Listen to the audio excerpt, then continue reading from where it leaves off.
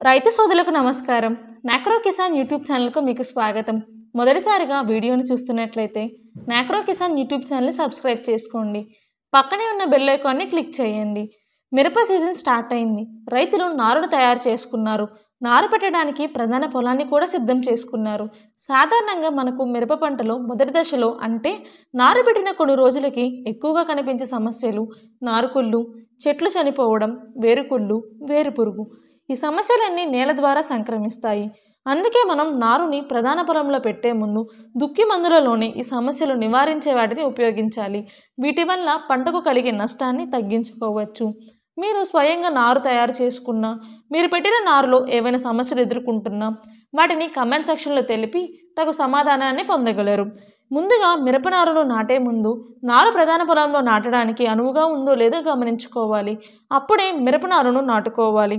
ఆకులు చిన్నవిగా, పెరుగుదల లేకపోయినా, ఆకులు వాలిపోయినట్లు ఉన్నా వాటిని ప్రధాన పొలంలో నాటుకునే ముందు వాటి పెరుగుదలకు అవసరమయ్యే ఎరువులు ఇచ్చి నాటుకోవాలి.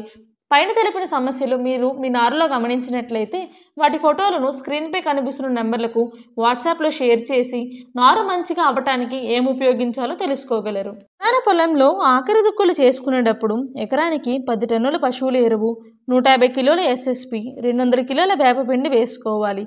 90 కిలోల పశువుల ఎరువు, 10 కిలోల వేపపిండికి 2 కిలోల ట్రైకోడర్మా శిలీంధ్రపు పొడిని కలిపి 12 నుండి 15 రోజులు నీడలో ఉంచి శిలీంధ్రం వృద్ధి చెందిన తరువాత భూమిలో కలయి దున్నడం వలన మొక్క తొలి దశలో ఆశించే తెగులు నివారించుకోవచ్చు. వేరుపురుగు సమస్య ఉన్న నేలలో ముందు జాగ్రత్త చర్యగా ఎకరానికి 10 నుంచి 12 కిలోల కార్బోఫిరాన్ గుళికలు ఆఖరి దుక్కులో వేయాలి.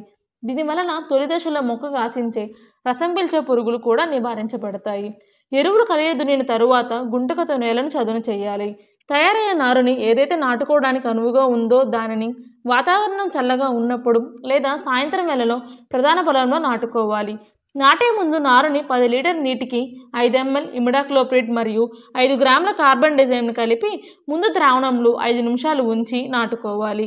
లేదా సీడ్ క్యూని కూడా ఆ సమయంలో ఉపయోగించవచ్చు. నాటు వేసుకున్నప్పుడు మొక్కలు వేరు మడత పడకుండా పాదుల్లో నాటుకోవాలి. తరువాత మొక్క చుట్టూ మట్టిని గట్టిగా అదుముకోవాలి. నారు పెట్టిన తరువాత క్రమం తప్పకుండా నీరు ఇస్తూ ఉండాలి. నారు పెట్టిన తర్వాత 15 రోజుల వరకు ఎటువంటి ఎరువులను ఇవ్వకూడదు. నారు పెట్టిన తర్వాత ప్రతిరోజు పంటను గమనించుకోవాలి. ఏవైనా పురుగు కానీ తెగుళ్ళు తాకడి కానీ కనిపిస్తే వెంటనే నియంత్రణ చర్యను చేపట్టాలి. ప్రతి సాలును ప్రతిరోజు గమనించుకోవాలి. ఎక్కడైతే చెట్లు వాలిపోయినట్లు కనిపించినా, చెట్టు పెరుగుదల సరిగ్గా లేకపోయినా ఆ చెట్టు వెంటనే గమనించి ఆ మొక్కను తీసేయాలి.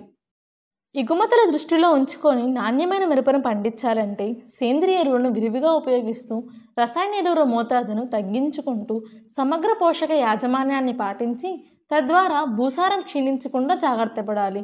మిరప నారును నర్సరీల్లో అలాగే ప్రధాన పొలంలో నాటుకున్న తరువాత ఎంతో జాగ్రత్త వహించాలి.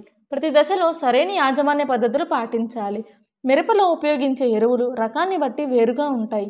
బ్యాడిగ రకానికి ఒక ఎరువుల మోతాదు ఉంటుంది, సన్నాలకు ఒక ఎరువుల మోతాదు ఉంటుంది, మధ్య రకాలకు ఒక మోతాదు ఉంటుంది. మనం ఎంచుకున్న మిరప రకాన్ని బట్టి ఎరువులను ఉపయోగించాలి. ఎరువులు ఎక్కువగా ఉపయోగిస్తే మంచి పెరుగుదల వస్తుందని అపోహలో ఉంటారు. అధిక మోతాదులో ఎరువులను ఉపయోగించకూడదు. ఇలా చేయటం వల్ల కొన్ని సందర్భాల్లో అది మొక్కకు హానికరం కావచ్చు. కొన్ని సందర్భాల్లో నేల కలుషితం అవుతుంది. పైగా అధిక ఎరువులపై అధిక ఖర్చు వస్తుంది. నారు పెట్టిన తరువాత నీటి యాజమాన్యం గమనించుకోవాలి. నీరు తక్కువ పెడితే పెరుగుదల సరిగ్గా ఉండదు. నీరు ఎక్కువ పెడితే మొక్క వేర్లు కుళ్ళిపోయి డాంపింగ్ ఆఫ్ సమస్య ఎక్కువగా ఉంటుంది. మిరప పంటలో ఏ సమస్య ఎదుర్కొంటున్నా స్క్రీన్పై కనిపిస్తున్న నెంబర్లకు వాట్సాప్లో ఫోటో పంపించి తగు సమాధానాన్ని పొందగలరు. మిరపనారు యొక్క నెక్స్ట్ స్టేజ్ల గురించి తదుపరి వీడియోలో తెలుసుకుందాం. ఇటువంటి మరిన్ని వ్యవసాయ సంబంధిత వీడియోల కోసం నాక్రో కిసాన్ యూట్యూబ్ ఛానల్ సబ్స్క్రైబ్ చేసుకోండి. పక్కనే ఉన్న బెల్ ఐకాన్పై క్లిక్ చేయండి. ధన్యవాదాలు.